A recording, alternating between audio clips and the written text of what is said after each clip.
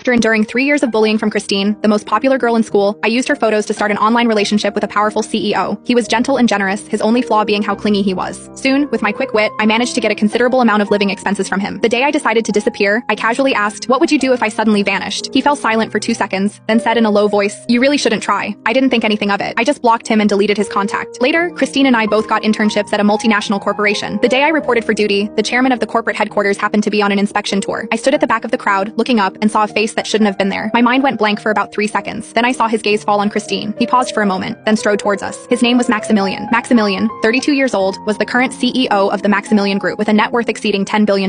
He was wearing a dark gray suit I'd picked out for him myself. His broad shoulders were straight, cuffs meticulously folded, steps steady and controlled. He was like an unsheathed blade. I lowered my face slightly, my heart pounding a bit too fast. Mr. Davies, our manager, whispered to us, "Mr. Maximilian rarely visits. Just act normal. He won't bother with interns." Before he could finish, Maximilian slowed his pace. A cufflink suddenly came loose from his sleeve, bounced twice on the floor, and rolled to Christine's feet. Maximilian stopped. More accurately, he stopped right in front of Christine. They stood face to face, one cold, one captivating, no more than an arm's length apart. His secretary, Mr. Stone, was already bending down to pick it up. Maximilian raised a hand to stop him. Christine's eyelashes fluttered. She understood, bent down, picked up the cufflink, and blushing, handed it over. "Mr. Maximilian, Maximilian wasn't in a hurry to take it. He lowered his eyes and took a small step closer to Christine. A fragrance that blended oud and citrus wafted over. I knew that scent. Last fall, I'd tried it bottle by bottle at a duty-free counter, eventually bought it, and sent it to him by mail. I pursed my lips, subtly averting my gaze. Maximilian stared at Christine's face for a long time. Something churned in his eyes. It was hard to tell, like rediscovery mixed with a hint of hurt. Christine held out the cufflink, waiting for a while, then couldn't help but softly call out, "Mr. Maximilian?" Maximilian snapped out of it, took the cufflink, his fingertips brushing her palm, and said in a low, slightly hoarse voice, "Christine." Christine's face turned completely red. "Yes, I'm Christine. Mr. Maximilian." Maximilian didn't speak, just stared at her face for a moment longer before turning and walking away. Only then did I dare to exhale, my back drenched in sweat. I slumped back into my desk chair, pulled out my phone, and searched Maximilian, my screen filled with financial news. I slowly took a breath. I'd been in an online relationship with Maximilian for 2 whole years, using Christine's photos and name. In high school, Christine had loudly spread rumors that my mom, who worked as a housekeeper for her family, had stolen things from them. It caused a huge stir throughout the school. My mom lost her job too. I hated her guts. So I stole Christine's photos and started messing around online using her name everywhere. Got caught cursing someone out? I'd say my name was Christine. Reported for idling in an online game? I'd say my name was Christine. Basically, if anything went wrong, I'd throw Christine under the bus. But Maximilian was an unexpected twist. By the time he found me, I was already deeply involved. For 2 years, he'd call every night. His voice was deep, and he spoke slowly, able to sweet-talk anyone into submission. Many times his voice changed, and he'd say things that made my ears burn, and I'd call him shameless. He'd just chuckle softly and sweet-talk me. Later, when he suggested we meet, it suddenly hit me. I was using Christine's name and Christine's face. I scrolled through our Snapchat messages, finding that first, "My name is Christine." I couldn't sleep that night. Tossing and turning, I eventually pulled the blanket over my head and cried for a long time. After crying, I looked at my swollen eyes in the mirror and realized something. I was plain looking, from an ordinary family. I didn't have Christine's face or her background. Someone like Maximilian could never be interested in someone like me. I sent a sorry and deleted him. On the 3rd day of no contact, he sent an email. "Christine, don't leave me." But I wasn't Christine. I closed the email and didn't reply. A colleague next to me tapped my shoulder. "Hey, what are you thinking about?" I snapped back to reality. Christine had already come over to my side, her voice soft. "Caitlyn, everyone wants coffee from that new place. Could you run out and get it? It's just 3 blocks away. You can bike there. It won't take long." It was standard for senior employees to pick on interns. Christine had managed to get the senior employees on her side on the very first day, no doubt because of Maximilian's obvious attention to her earlier. I looked at her, then at the others behind her, all watching expectantly, and nodded. "Okay." Christine smiled, satisfied, and turned to everyone. "Don't be shy, guys. Caitlyn's mom used to be our housekeeper, and Caitlyn's been with her mom since she was little. Running errands is second nature to her. If you need anything later, just ask her." I didn't say anything. I stood up to grab my bag and bumped into someone. I looked up. It was Mr. Stone, Maximilian's secretary. He impatiently shoved me aside. I wasn't prepared, and my knee hit the corner of the desk, making me gasp in pain. He didn't apologize. He strode over to Mr. Davies. "Which one is Miss Christine? Mr. Maximilian needs to see her." Christine rushed forward. I'm Christine. What is it?" Mr. Stone sized her up, becoming a little more polite. "The CEO's private office needs a temporary assistant. Mr. Maximilian wants you to fill in for a while." Christine froze for a second, her voice rising. "Me? Mr. Maximilian sent you for me? He said it himself?" "Yes, pack your things and come with me." Christine covered her mouth, then couldn't help but walk around me in a circle. "Caitlyn, move aside. I'm going up to the 36th floor. You keep working hard. Maybe in another 10 years or so, we can be colleagues on the 36th floor." I moved aside, my knee still throbbing with pain. Christine walked away in her high heels, and the colleagues behind me erupted in chatter. Could this Christine be the future CEO's wife? "Hey Caitlyn, you came with Christine. Do you know what her relationship is with Mr. Maximilian?" I shook my head. No idea. By the time I returned with the coffee, it was almost 11. My knee had scraped raw, and my pants rubbed against it when I biked, causing a searing pain. I went in and handed out the coffees one by one. Not a single person said thank you. I returned to my desk, lifted my pant leg for a look, and saw a patch of blood seeping through. I casually pulled a bandage from my bag, put it on, and lowered my head to continue organizing files. At 2 in the afternoon, Mr. Davies assigned a task. Organize 5 years of supplier interaction records into a table, due before closing today. Skylar, the intern sitting opposite me, rolled her eyes. "That's too much work. One person can't finish it." Mr. Davies glanced at me. "Caitlyn, you do it." There was no room for discussion. I nodded, opened a folder, and started flipping through. The data was messy, the timelines all wrong, and some files were scanned images. impossible to directly copy. I bent my head, typing it in, word by word. Nothing played in my headphones. All I could hear were my colleagues chatting in the office, occasionally punctuated by talk of Christine being moved to the 36th floor. I heard Christine went to a meeting with Mr. Maximilian this afternoon. Really? How could an intern understand anything sitting in there? Well, Mr. Maximilian is clearly interested in her. What she understands isn't important. I didn't look up, continuing to input data. Around 6, the table was done. I sent it to Mr. Davies, who didn't reply. I shut down my computer and walked out. When I reached the elevator, the doors opened, and Maximilian stood inside. 2 assistants were with him, holding files, heads bowed as they spoke to him. My steps paused for half a second. Maximilian looked over too. The moment our eyes met, I lowered my head, quickly stepped in, and stood in the farthest corner, my back to him. The elevator was silent for a few seconds. Then the assistants resumed their report. Maximilian's voice resonated. Low, concise, a tone I knew so well. I stared at my reflection in the elevator doors, unmoving. 17th floor, 13th floor, 9th floor. Stop, Maximilian spoke. An assistant pressed the stop button. My back tensed. What's your name? I didn't move until an assistant nudged me. Only then did I realize he was asking me. I turned around, not looking at him. Caitlyn. Maximilian was silent for 2 seconds. Which department? Operations. Intern. Look up. I pursed my lips, looked up, met his gaze for a second, then immediately looked down. In that single second, I saw his expression clearly. He hadn't recognized me. His eyes showed no ripple of emotion, just the ordinary gaze one would give a stranger. It made sense. I had used Christine's face, Christine's voice, Christine's name. He had never known what I looked like.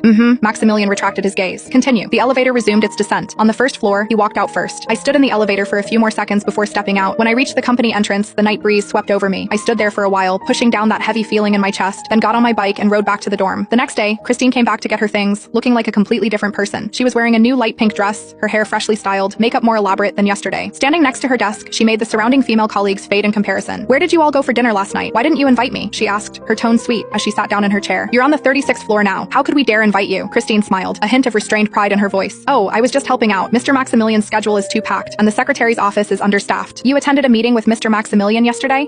I was sitting outside taking notes, and Mr. Maximilian came out, looked at me, and told me to come in and observe for a while. Wow, I didn't look up, continuing to organize the files in my hand. Christine's voice came closer. Oh, by the way, Caitlyn, Mr. Davies said that table you made yesterday had the wrong format. Could you redo it today? I stopped and looked at Mr. Davies. He nodded. Refer to last quarter's template for the format and redo it. I didn't ask what was wrong with the format. I had checked that table 3 times yesterday. There were no issues, but Mr. Davies had already averted his gaze. I closed the file and reopened yesterday's table. Christine was happily chatting with someone next to me. At 10 in the morning, she took a call, stepped out, and returned with a smile on her face, tidying her desk. I'm going up now. I probably won't be back this afternoon, so don't wait for me. Mr. Maximilian called you?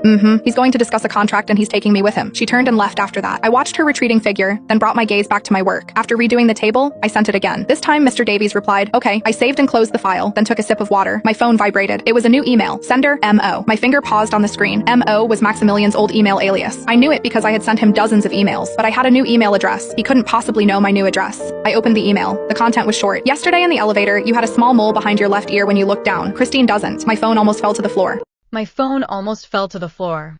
For a second, I couldn't breathe. The office noise faded into the background. I read the email again. Yesterday in the elevator, you had a small mole behind your left ear. When you looked down, Christine doesn't. My fingers turned cold. That was it. One tiny detail. One thing Christine didn't have. One thing he remembered. The email arrived again. A second message. Come to the 36th floor. Then another. Alone. I stared at the screen. Delete. Delete. Delete. My hands moved before my brain could catch up. Then a fourth email appeared. Caitlyn. My blood froze. He knew my name, not Christine. Me. The office suddenly felt too bright, too crowded, too small. Across the room, Mr. Davies was laughing with his supervisor. Nobody was paying attention to me. I stood up. I'm going to the restroom. Nobody cared enough to answer. The elevator ride to the 36th floor felt endless. When the doors opened, the entire floor was silent. Soft carpets. Glass walls. Assistants moving quickly without making noise. Nothing like the chaos downstairs. The moment I stepped out, Mr. Stone appeared. His expression was strange. Almost sympathetic. Miss Caitlyn. I swallowed. Mr. Maximilian is waiting. He led me to the end of the corridor. A pair of black doors stood there. He knocked once. A low voice answered. Come in. Mr. Stone immediately retreated, leaving me alone. The office was enormous. Floor-to-ceiling windows overlooked the city. Maximilian stood with his back to me, one hand in his pocket, the other holding a phone. The door clicked shut behind me. Silence. Then he turned around. Those dark eyes settled on my face. Not Christine's face. Mine. For a long time, neither of us spoke. Finally, he asked. Why? Just one word. Quiet. Controlled. Far more frightening than shouting. I lowered my gaze. I was young. That's not an answer. I clenched my fingers. You want the truth? Yes. You really want the truth? His eyes never left me. Yes. A laugh escaped me. Bitter. Embarrassing. Pathetic. Because I hated her. His expression didn't change. I hated Christine. My mother lost her job because of her. Everyone believed her. Nobody believed us. So I stole her photos. I used her name. I wanted bad things to happen to her. The room was silent. I forced myself to continue. At first, you were just another stranger online.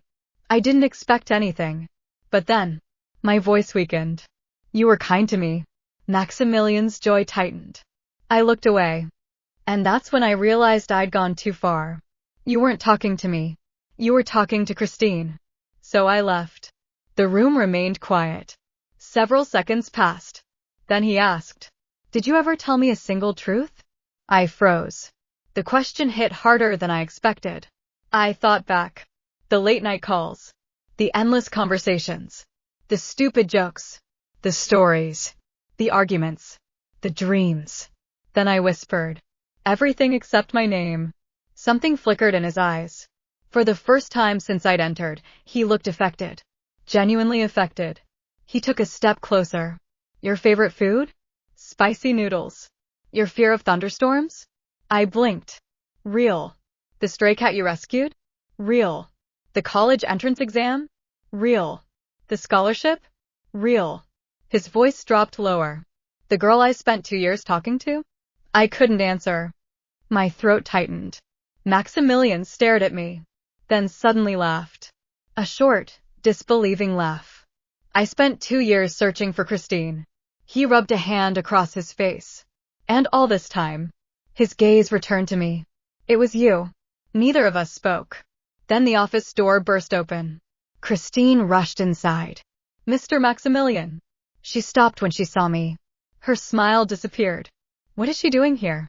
Maximilian's expression instantly cooled. The warmth vanished. I invited her. Christine froze. I don't understand. Maximilian looked at her. For the first time, truly looked at her. And found nothing he had been searching for. You don't need to understand. Christine's face paled. What does that mean? His voice became icy. It means you can return to your original department. What? The temporary assistant position is over. Her eyes widened. But And one more thing. Christine stopped speaking. Maximilian slid a folder across the desk. I've reviewed the circumstances surrounding Caitlyn's mother's dismissal. The color drained from Christine's face. Completely. Inside the folder were statements. School reports. Witness accounts. Everything. Years ago she had lied.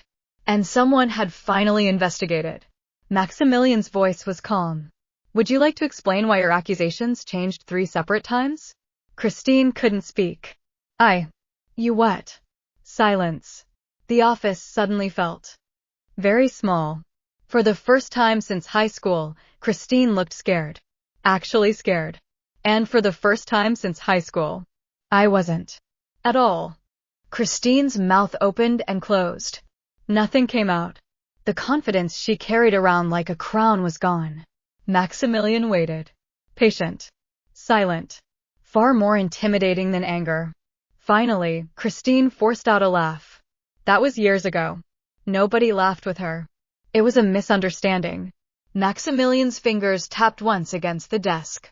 A misunderstanding that cost someone their job? Christine's face stiffened. I was young. Caitlyn was young too. The room fell silent. Christine looked at me. For a moment I saw something familiar. Not guilt. Resentment. The same resentment she'd always had whenever something didn't go her way.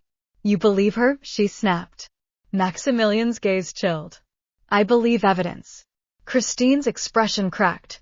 She looked between us, suddenly realizing she was losing control of the situation. Mr. Maximilian, I think someone is trying to manipulate you. No. His answer was immediate. They already did. The words landed like a slap. Christine froze. Maximilian continued. For 2 years. My stomach dropped. His eyes shifted to me. I immediately looked away. Christine followed his gaze. Then something clicked. She stared at me, then stared at him, then back at me again. Confusion slowly transformed into disbelief. No. Her voice was barely audible. No way. Nobody spoke. Christine took a step toward me. It was you. I didn't answer. It was actually you? Her voice rose. You were the one talking to him? Still, I said nothing. Christine suddenly laughed. A sharp, ugly sound. You. She pointed at me. Caitlyn. The old cruelty returned instantly. You're kidding. The office temperature seemed to drop several degrees. Maximilian's eyes narrowed. Christine didn't notice. She was too focused on me. You stole my photos and somehow tricked him? Her face twisted. Of course. That makes sense. Because nobody would choose you otherwise. The second the words left her mouth, the room went dead silent. Even Christine seemed to realize she had gone too far. Maximilian stood up. Slowly. Very slowly. The movement alone made Christine step back. You may leave. His voice was calm. Dangerously calm. Christine swallowed. Mr. Maximilian. Now. She looked at him. Then at me. Then back at him. For the first time in years, nobody was standing behind her. Nobody was supporting her. Nobody was agreeing with her. She turned and walked out. The door shut. Silence. I stared at the floor. My chest felt tight. The office suddenly seemed much larger. Maximilian sat back down. Neither of us spoke. A minute passed. Maybe 2. Finally he asked. Do you think she's right? I frowned. What? His gaze settled on me. That nobody would choose you. The question caught me off guard. I laughed awkwardly. I don't know. Wrong. My head lifted. Maximilian was looking directly at me. No. Just one word. Firm. Certain. The kind of certainty that couldn't be argued with. I looked away first. My ears felt hot. A strange silence settled between us. Not uncomfortable. Just unfamiliar. Then his phone rang. Mr. Stone. Maximilian answered. Listened. His expression darkened immediately. What happened? A pause. Then another. His jaw tightened. I'll be there in 5 minutes. The call ended. I stood. I should go. No. I blinked. What? He grabbed a file from his desk. Come with me. Where? His expression became unreadable. To watch Christine's next life fall apart. And for the first time since entering his office, I was very interested in where he was going. I followed him downstairs. Neither of us spoke during the elevator ride. The atmosphere was strange. Just unfinished. When the doors opened on the executive conference floor, several department heads were already waiting. Mr. Stone hurried over. There you are. His eyes briefly landed on me before returning to Maximilian. The supplier representative is here. What happened? Mr. Stone lowered his voice. Miss Christine introduced herself as part of the negotiation team. Maximilian's expression didn't change. Go on. She promised them a revised commission structure. That got everyone's attention. One of the executives groaned. She what? She isn't authorized to negotiate anything. Mr. Stone nodded. Exactly. Maximilian started walking. I followed several steps behind. The conference room doors opened. Inside, a dozen people sat around a long table. Christine was among them. She was smiling, confident, animated, as though she belonged there. The moment she saw Maximilian enter, her smile widened. Mr. Maximilian. The supplier representatives also stood. Maximilian acknowledged them first. Not Christine. Never Christine. The difference was obvious. Christine's smile stiffened. Maximilian took his seat at the head of the table. Everyone followed. I quietly sat near the back, trying not to draw attention. The meeting resumed. One of the supplier representatives smiled. We appreciate Miss Christine's flexibility. Another nodded. The new commission proposal is generous. The room became very quiet. Maximilian folded his hands. What proposal? The representative blinked. The one Miss Christine discussed with us this afternoon. A long silence followed. Then Maximilian turned toward Christine. Did you discuss company contracts? Christine's confidence finally wavered. I was only helping. Did you? Yes, but... Did anyone authorize you? Silence. The executives exchanged looks. Christine forced a smile. I assumed. You assumed. His voice wasn't loud. Yet the interruption felt like a blade cutting through the room. Christine stopped talking. Maximilian leaned back. You're an intern. Nobody dared make a sound. You have no authority. You have no access. You have no decision-making power. Each sentence made Christine's face grow paler. The supplier representatives looked increasingly uncomfortable. Finally, Maximilian turned toward them. The proposal Miss Christine discussed is void. His tone was professional.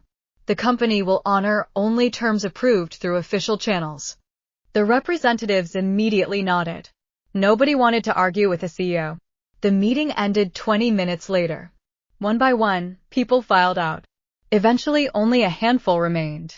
Christine stood beside the table, looking utterly lost.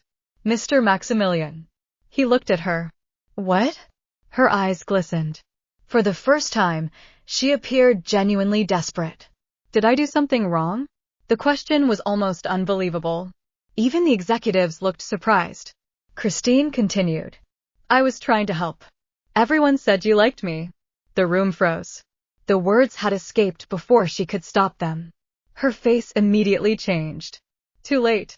Maximilian stared at her. Expressionless. Who told you that? Christine couldn't answer. Because everyone had. The office.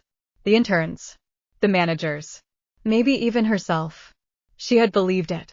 Completely. Maximilian looked away, as though suddenly exhausted. Then he spoke. I never liked you. The sentence shattered the room. Christine went completely still. Her face lost all color. You resembled someone. His gaze shifted. Past her. Toward me. Every person in the room followed his eyes, including Christine. The realization hit her like a truck. No. Her voice cracked. No. She looked at me. Then him. Then me again. The pieces finally fit together. Every strange glance. Every hesitation. Every moment he seemed disappointed after speaking to her. All of it. None of it had ever been about her. Tears filled her eyes. But nobody moved. Nobody comforted her. Nobody defended her. Because for once, there was nothing to defend. Maximilian stood. The internship evaluation period ends next week. He looked toward human resources.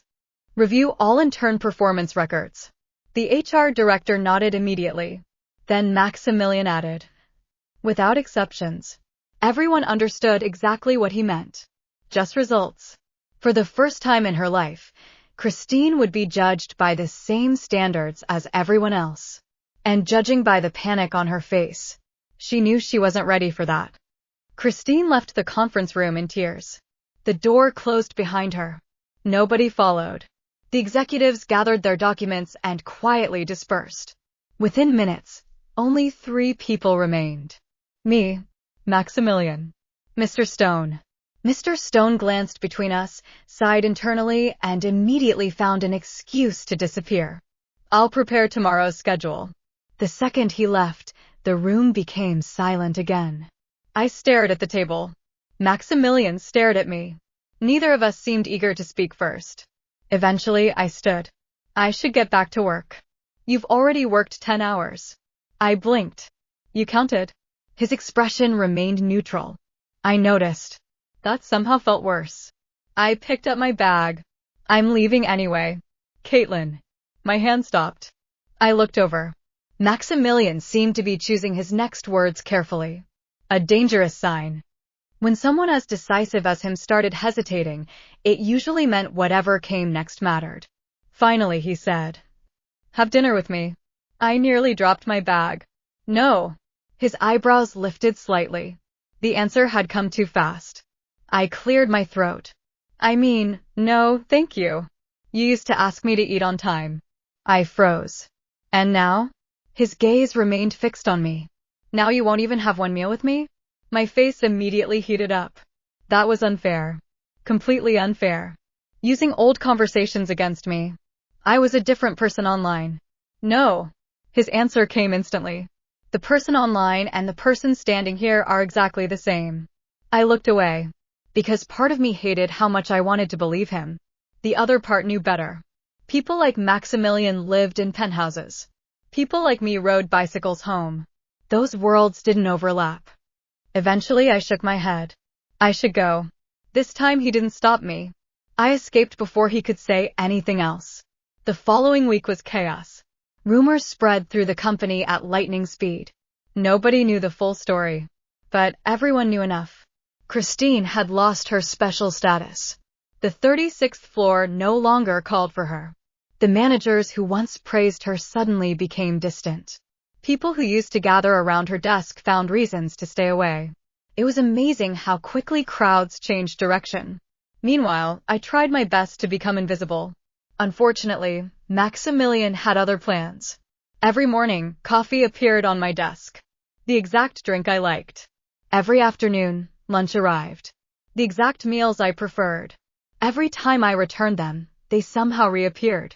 On Friday, I finally lost patience. I marched straight to the executive elevator. The receptionist tried to stop me. I ignored her. 5 minutes later, I was standing inside Maximilian's office. He looked up from a report. A faint smile appeared immediately. A dangerous smile. The kind that suggested he knew exactly why I was there. I slammed the untouched coffee onto his desk. Stop. No. I nearly choked. No. No. I stared at him. He stared back. Neither of us blinked. Finally, I pointed at the coffee. Why are you doing this? Because you skipped breakfast. My mouth opened. Then closed. Then opened again. How do you know that? You've skipped breakfast 4 times this week. The answer came far too quickly. I felt a chill. Are you having me followed? No. A pause. Mostly. I nearly threw the coffee at him. For the first time, Maximilian actually laughed. A real laugh. Not the controlled chuckle he used in meetings. The sound startled both of us. Then the office phone rang. His smile disappeared. He answered. Listened. Then his expression darkened. Immediately. What happened? A pause. Another. Then he stood. When? His voice had become dangerously cold. I suddenly had a bad feeling. The call ended. Maximilian looked at me. His eyes were sharp enough to cut glass. What happened? I asked. His jaw tightened. Christine. My stomach sank. What did she do now? For several seconds he said nothing. Then he handed me his phone. An anonymous post filled the screen. Photos. Screenshots. Accusations. And right in the center, my face. The title read, The CEO's Secret Affair with a Female Intern. Below it was another line. Evidence suggests she manipulated him for money years ago. I felt all the blood drain from my face. Because mixed among the lies were screenshots from the online relationship. Real screenshots. Screenshots only 2 people should have had. Me and Maximilian. Someone had just started a war. The post exploded overnight. By morning, the entire company had seen it.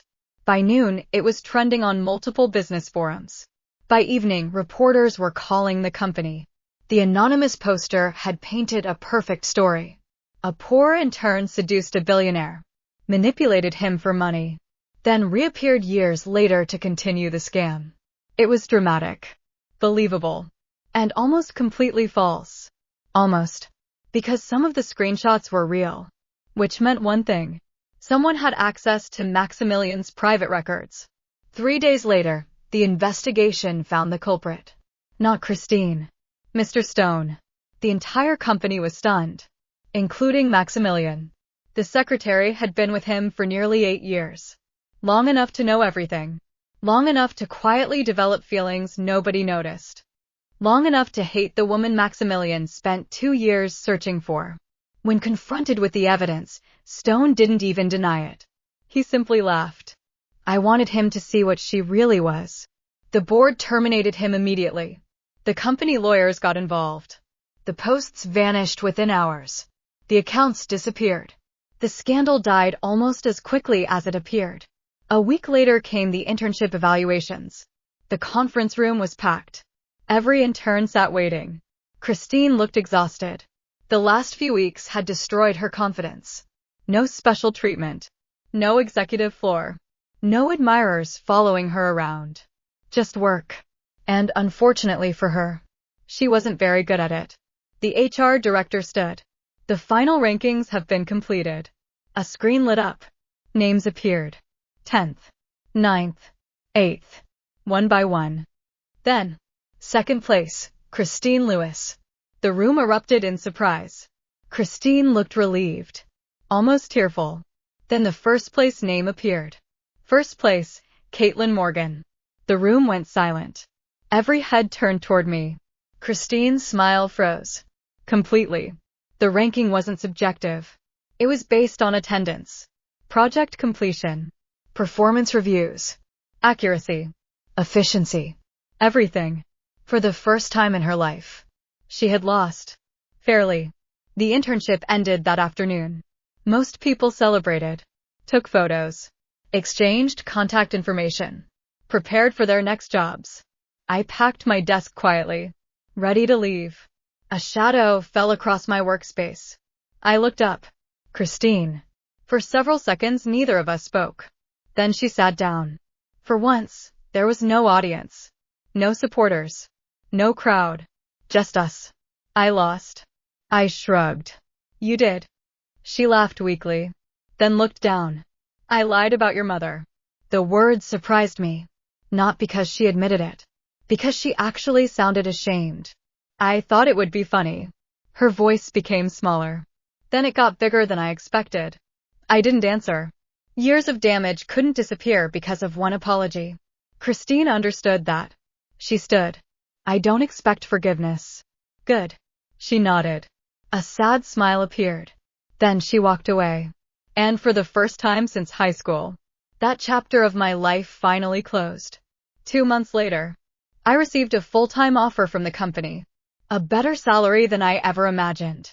Health benefits, housing allowance, career development, everything. I accepted immediately. That evening, I left the building. A familiar black car waited outside. I stopped walking. The rear window rolled down. Maximilian sat inside. Still infuriatingly handsome. Still impossible to ignore. I groaned. No. His eyebrow lifted. I haven't said anything. I know that look. What look? The look that means you're about to cause problems. A smile appeared. Definitely trouble. He stepped out of the car. The city lights reflected in his eyes. Caitlyn. What? 2 years. I immediately knew what he meant. The calls. The messages. The emails. Everything. His voice softened. You disappeared without saying goodbye. I looked away. And I think you owe me a date. I almost laughed. One date. Then you'll stop bothering me? No. I stared at him. You admitted that way too quickly. His smile widened. For the first time, I noticed something strange. The ruthless CEO. The billionaire everyone feared. The man who controlled thousands of employees was looking at me with the exact same expression he used in those late-night calls years ago. The same one. The one that had made me fall for him long before I knew who he was. I sighed. Fine. His eyes brightened immediately. 1 date became 10. 10 became 50. And somehow, before I realized what was happening, the fake relationship I'd created as revenge turned into the most real thing in my life.